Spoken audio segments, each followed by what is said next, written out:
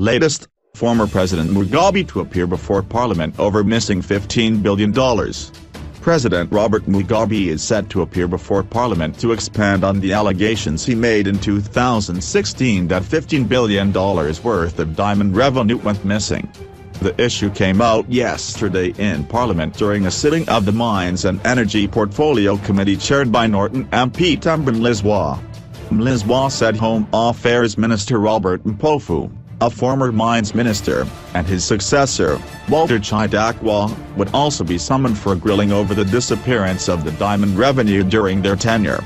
The Norton legislator told Mines Minister Winston Chitondo, who had appeared before the committee with Mines Secretary Munazu Munodawafa, Zimbabwe Mining Development Corporation, ZMDC, Zimbabwe Consolidated Diamond Company, ZCDC, and Minerals Marketing Corporation of Zimbabwe, MCZ, officials, that several key players in diamond mining would also appear before Parliament to give evidence, as the committee embarks on thorough investigations pertaining to leakages in diamond mining.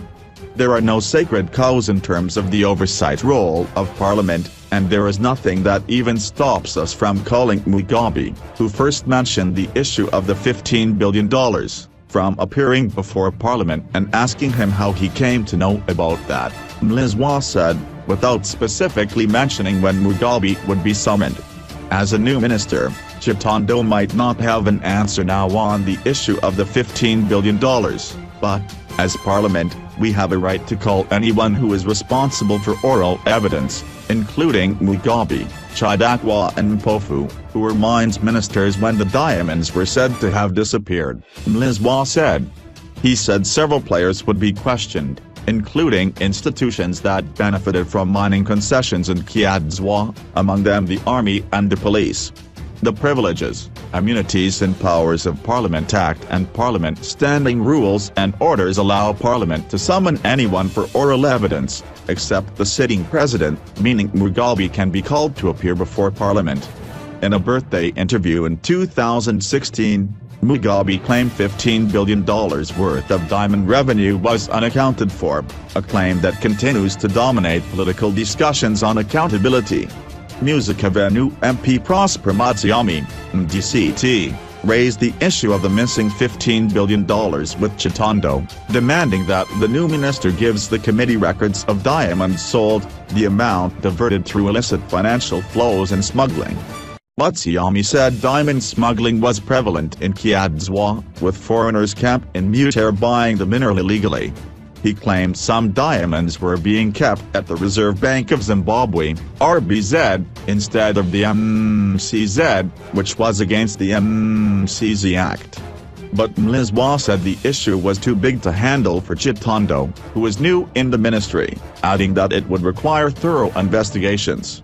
The only figures of diamond mining revenue, which Chitondo revealed to Parliament, were that in 2016 ZCDC, a subsidiary of ZMDC, produced 961,000 carats, which doubled to 1.8 million in 2017, adding that this year, the company was expected to produce at least 3 million carats. Chitondo told the committee that capacity utilization across the mining sector was low in most minerals except platinum, although he did not get into specific details. It was also revealed that there were several legacy issues bedeviling the mining sector, including mines that were operating illegally. ZCDC Chief Executive Officer Maurice Mpofu said selling of diamonds was done through the Kimberley process, which has the figures of Zimbabwe's 2006 to 2014 sales on their website. Mpofu said to date, ZCDC had compiled a list of 10 people alleged to have been involved in illicit diamond trade in Mutare, and the names would be handed over to the Home Affairs Ministry for possible investigation. Masvingo Urban MP Daniel Shumba, ZANU-PF, then quizzed MCZ to explain allegations that the country's diamonds were at RBZ vaults and not at the corporation's vaults as required by the law. Acting MCZ Managing Director Mazimba Chandaventure said all ZCDC diamonds were at MCZ. There was an attempt for them to end up at RBZ, but that did not happen. As we speak, They are being evaluated at MCZ, he said. The involvement of the RBZ was that diamonds must be at MCZ, but the RBZ has security interests in the diamonds so that when they are sold whatever is owed is paid. MPs were also told by Zimbabwe Mining Development Corporation, ZMDC, board chairman David Muranguri that the ZMDC board was not consulted when ZCDC was formed and made one of its subsidiaries. Muranguri also shocked MPs when he said 75% shareholding of asbestos mining company Shabani Mashaba Mines, SMM, was under ZMDC. But he said he did not know who owns the remaining 25% shares of the Comatose mine. The issue opened a Pandora's box over different legacy and corporate governance issues that Chitando will have to deal with, and several questions over several mines under the ZMDC, which were operating illegally. We only got to know of our being ZCDC's shareholder by copy of a letter, which unfortunately was sent to our corporate secretary and was not addressed to the board chairperson, and I then spoke to former mines secretary Francis Gadianga to operationalize it so that the board could move forward with that role.